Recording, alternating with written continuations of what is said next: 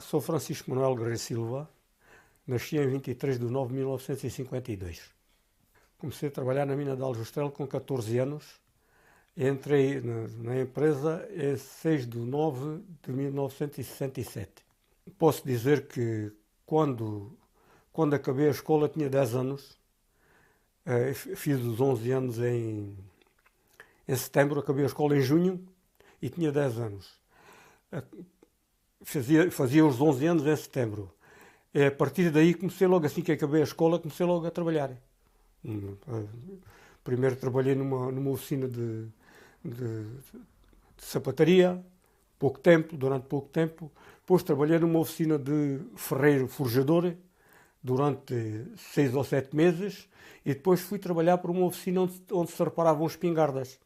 Trabalhei lá até os 14 anos, quase 15, porque faltavam não sei quantos dias para fazer os 15 anos quando entrei para a mina.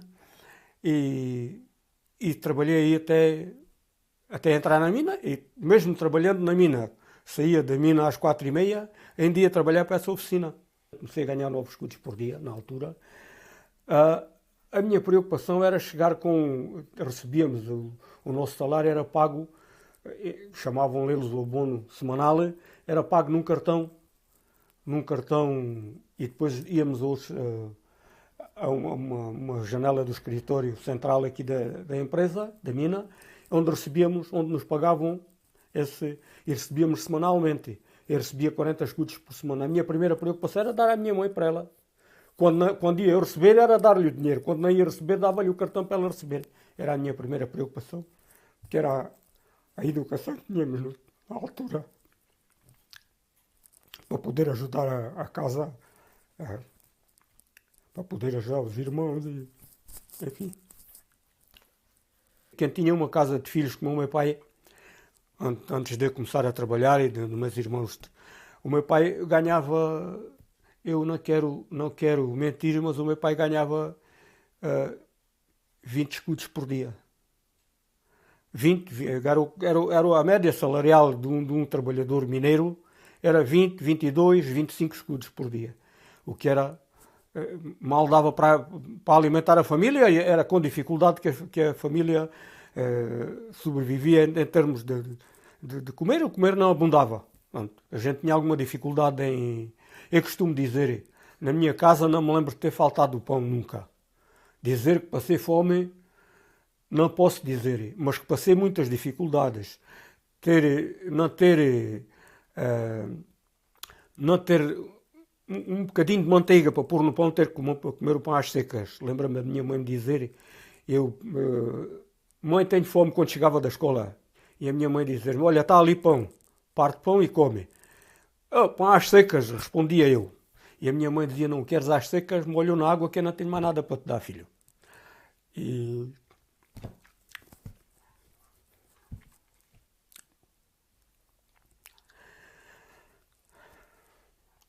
peço desculpa. As dificuldades eram muitas.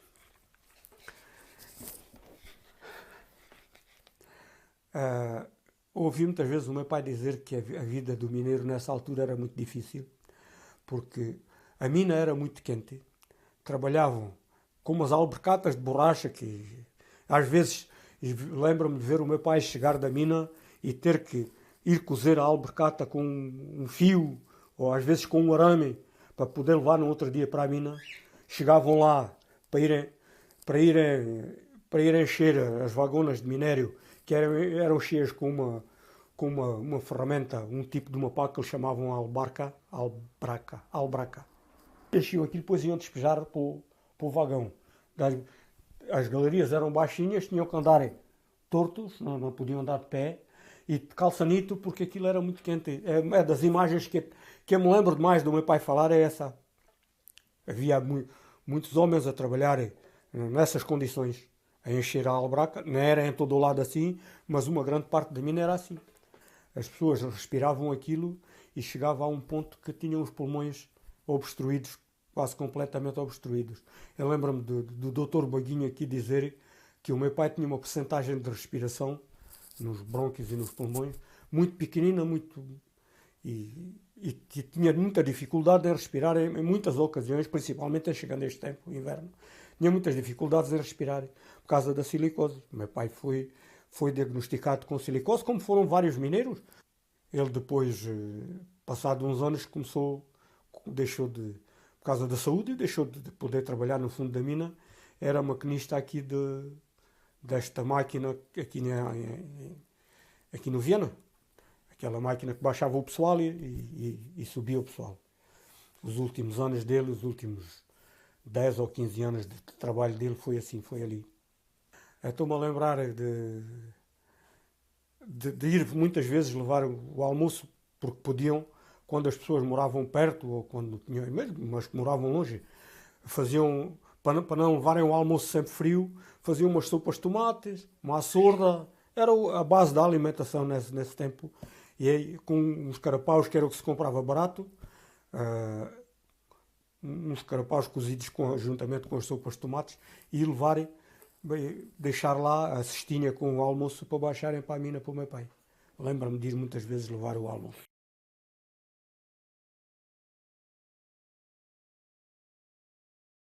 A primeira vez que eu fui ao fundo da mina, só era permitido por lei ir ao fundo da mina com 18 anos. A primeira vez que eu fui ainda não tinha 18 anos, faltavam-me também poucos dias para os fazer. E essa vez, embora acompanhado com pessoas com muita experiência, tive algum bocadinho de receio, porque descer na chamada jaula, na altura, ou seja, como se usa hoje dizer, é o elevador, na altura chamava-se jala, descer e subir na jala, era um bocadinho intimidante. Só o entrar no fundo da mina, para algumas pessoas, logo as primeiras vezes, é assustador.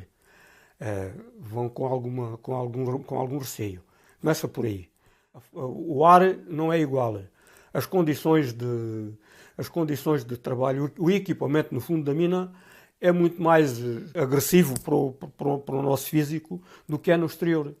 No exterior, embora hoje as coisas são diferentes. No meu tempo, a gente não éramos obrigados a usar grande equipamento de proteção no exterior, e no fundo da mina tínhamos que levar sempre capacete, lente e botas de borracha. Dava muito bem com os meus companheiros todos, com o meu mestre na altura, como a gente chamava, que era o indivíduo que tinha a responsabilidade dos aprendizes, 2, 3 aprendizes naquela altura, que era eu e mais 2 ou 3, e dávamos todos muito bem. Tínhamos sempre, como é que eu dizer, tínhamos que mostrar vontade de aprender, de fazer o trabalho. Eu já tinha muitas luzes do que era aquele trabalho, porque aprendi essencialmente nessa oficina de reparação de espingardas. E eles, como é que eu dizer, o meu mestre aproveitou essa minha experiência já para me dar trabalhos que ainda não davam os outros que não tinham. E eu, pronto, foi sempre uma vivência tentando aprender o mais possível, porque nós, para além do trabalho que nos davam, ainda tínhamos que fazer a ferramenta para a gente trabalhar.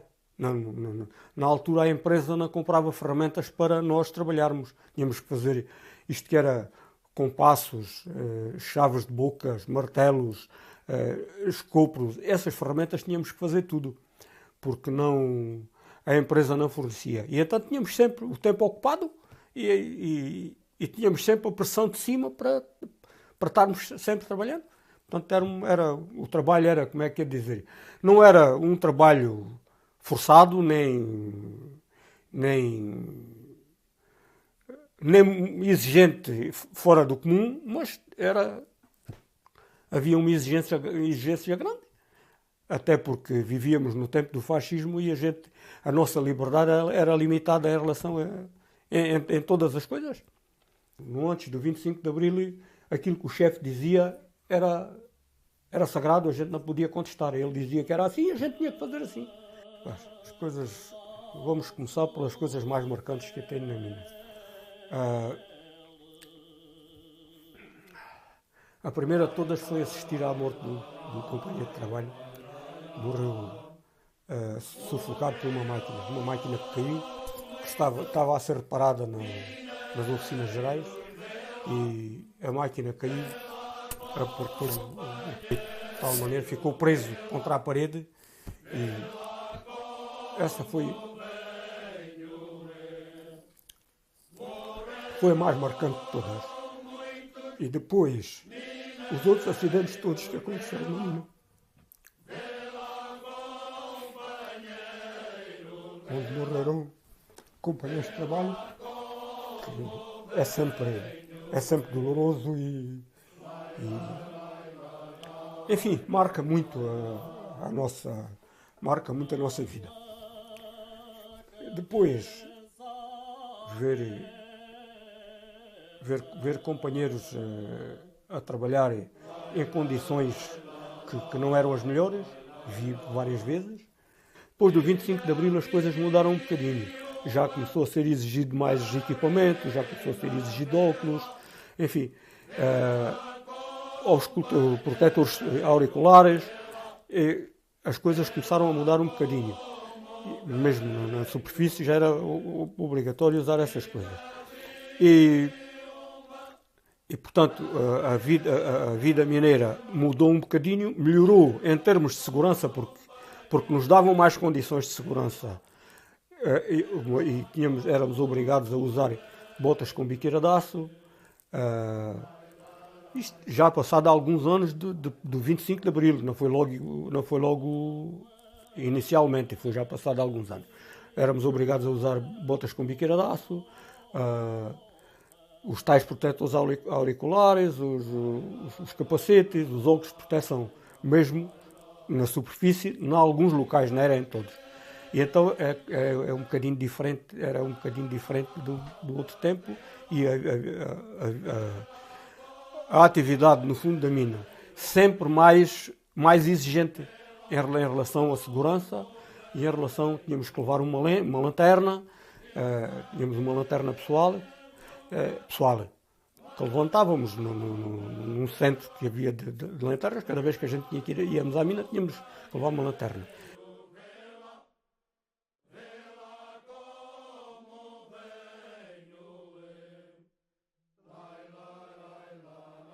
Tivemos um período grande em que havia um companheirismo muito grande, a seguir ao 25 de Abril. Nós estávamos todos unidos, normalmente, quase sempre remávamos todos para o mesmo lado, conseguimos muitas regalias por causa disso, e era a camaradagem dos companheiros, enfim, o sentir a alegria de participar como sindicalista, de participar em algumas conquistas que tivemos,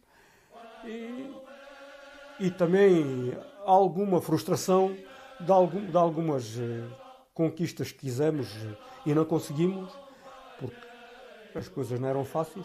Lembro-me de ver os mineiros, já eu trabalhando na mina, lembro-me de ver os mineiros, nessa altura já tinham melhores condições, já foi depois do 25 de Abril. Tinham uma mesa no refeitório onde se sentavam, tinham a hora de almoço, e comiam, lá ia o tal almoço, as tais sopas de tomate. Alguns levavam, os que vinham principalmente das aldeias, da corte, de Montes Velhos, de Messejana, Jungeiros. Esses normalmente traziam o comer numa balsa. Até havia umas balsas em Empreita, que os mineiros levavam a tiracolo com o almoço. E traziam um almoço frio, traziam um bocado de pão com linguiça, às vezes traziam um arroz com um carapá frito ou dois. Quando eram dois já era bom. E então lembro-me de uma passagem com um senhor ali de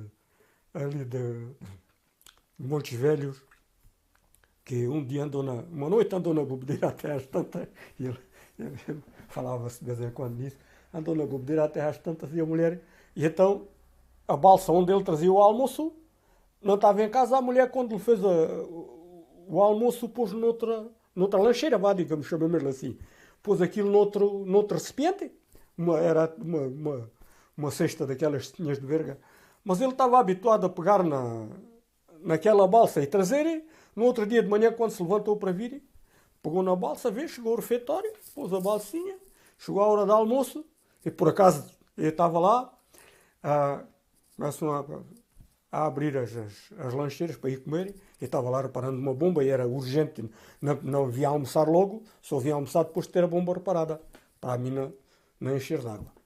E então o senhor lá foi abrir a lancheira, depara-se com um bocadinho de pão que tinha sobrado do outro dia, um bocadinho de pão duro. Lá os outros companheiros, deram um bocado de sopa aos tomates, outros deram um bocadinho de pão, olha, ficou melhor que os outros todos.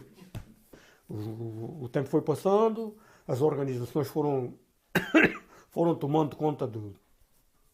Como é que ia dizer? Os sindicatos foram-se organizando mais e criaram-se muitas, como é que ia dizer? Muitas defesas do trabalhador que não existiam na altura.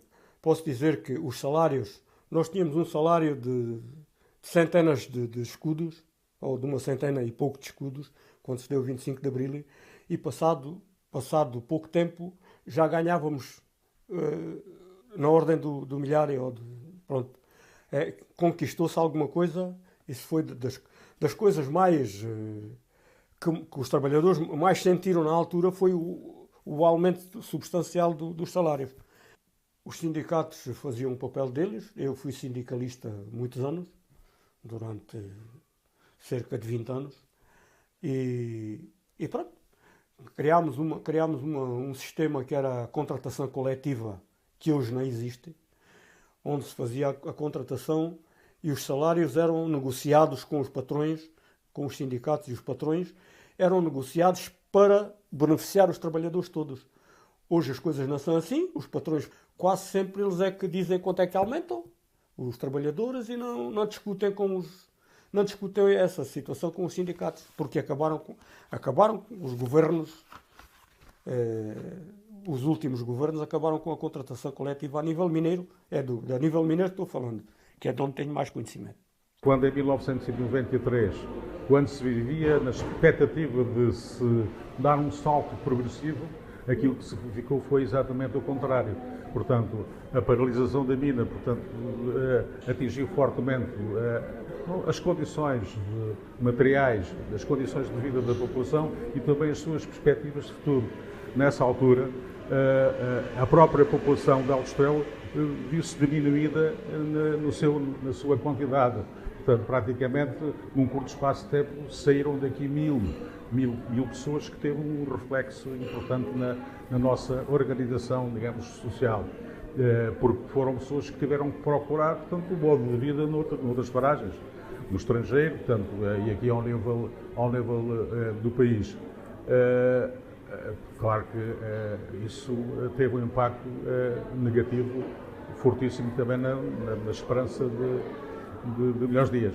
Aliás, a Câmara, portanto, não podia deixar de refletir na sua ação, portanto, essa preocupação, e juntamente com o sindicato, e, portanto, e numa ligação muito estreita à população, desencadeou-se um movimento muito forte. Em primeiro lugar, que era quando havia a ameaça de paralisação, no sentido de suspender a paralisação, e depois, quando a mina parou, era de facto procurar que ela reabrisse o mais rapidamente possível. A layoff foi um paliativo que foi arranjado para, enquanto a mina, portanto, para, no fundo, suster os primeiros impactos negativos da paralisação da mina. Foram quase que 500 trabalhadores que tiveram essa condição, portanto, na condição de layoff, mas de qualquer forma isso não teve assim grandes perspectivas do futuro. Deu para, naquela altura, ajudar a mitigar o impacto negativo da paralisação da mina, mas era uma solução provisória, portanto, e que depois veio a confirmar que não tinha grande futuro. Pronto, é assim. Em relação ao aparecimento da layoff, porque é que ela aparece? Foi criado um projeto aqui na empresa que já existia até antes do 25 de Abril, que era o PAIP, Projeto de Aproveitamento Integral das Espíritos, continha sines com minério e para sines e continha muitas coisas que eu não sei como é que é de dizer. Não conheço bem a 100%, mas o PAIP aqui, essencialmente, e na importância para aqui para a empresa, o que é que tinha? Era o tratamento do minério de outra forma, porque antes do 25 de Abril só se vendia minério para a CUF e para a Quimigal, para eles aproveitarem para fazer ácido sulfúrico e pouco mais. E do ácido sulfúrico faziam os adubos para a agricultura e pronto. Era só... E o que é que acontece? Este projeto vinha trazer o aproveitamento integral das piritas, ele está lá o nome, mas para isso as piritas tinham que ser tratadas e lavadas para tirar os concentrados. E fez-se um projeto que era um projeto com uma lavaria de cobre. Se calhar foi errado, porque havia alguém na altura aqui dos engenheiros da empresa que dizia que nós não temos uma empresa de cobre, temos uma empresa de zinco, e se calhar tinha razão, porque hoje a maior produção da empresa é de zinco, não é de cobre. Mas pronto. E então o que é que aconteceu? Fizeram este projeto, implantou-se uma lavaria industrial com uma novidade em relação à piloto. Primeiro fez-se uma lavaria piloto, voltando atrás. Primeiro fez-se uma lavaria piloto para fazer o estudo dos minérios, dos concentrados, o que é que se podia fazer e o que é que não se podia fazer. E chegou-se à conclusão na lavaria piloto que o projeto dava resultado, até que se pagava em pouco tempo e começava logo a dar lucro. Ao fim de 4 anos estava pago já com lucros.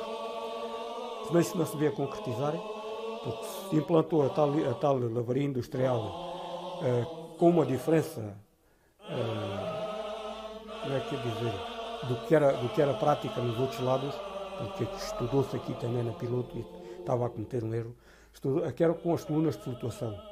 E nos outros lados era Somicor, por exemplo, que era a empresa aqui mais perto que trabalhava o minério para fazer concentrados e tinha lucros fabulosos com o cobre, porque o minério era muito rico. Eles tinham só células de flutuação e eles aqui implantaram com colunas de flutuação. O que é que acontece? Um dos compromissos da produção de minério era nunca a chegada à lavaria do minério nunca era menos de 1% de cobre. Não se via verificar também. Quando tinha 1% na totalidade, né? Quando tinha 1% de cobre era esporadicamente. E depois essas colunas de flutuação não funcionaram, estavam sempre entupidas. Essa foi uma razão porque o projeto não deu certo. E depois, como o projeto não deu certo, o que é que aconteceu? O nosso governo, porque a empresa era maioritária do Estado, pronto, temos que acabar com a empresa e temos que arranjar soluções para recolocar trabalhadores aqui e ali, outros vão para a reforma, e, enfim, outros recebem a indemnização, mas entretanto começaram logo a trabalhar na história das indemnizações e a querer que os trabalhadores saíssem, mas entretanto, para não haver um choque muito grande, criaram a layoff, o período de layoff, que é um período em que os trabalhadores estão em casa e estão ganhando o salário completo. Não têm as outras regalias. E nessa altura, o que é que iam reestudar o projeto para tentar pôr isto a funcionar. Entretanto, o estudo que fizeram dava valores que sim senhor, valia a pena, mas não se chegou a essa fase, porque o governo também não quis investir aqui, já tinham investido 28 milhões de contos, já não quiseram investir mais, não achavam que não era viável. Houve uma altura em que nós estávamos a lutar pela reabertura da mina, portanto havia expectativas que se iam levantando de que mais cedo ou mais tarde a mina ia retomar a atividade, mas isso demorava nunca mais. E então, nessa fase também foi uma fase de luta muito grande, tanto do sindicato, da população e das forças autárquicas, no sentido de acelerar o máximo possível, portanto, a abertura da mina. Estou convencido que se não houvesse essa luta, provavelmente a mina não tinha retomado a sua atividade.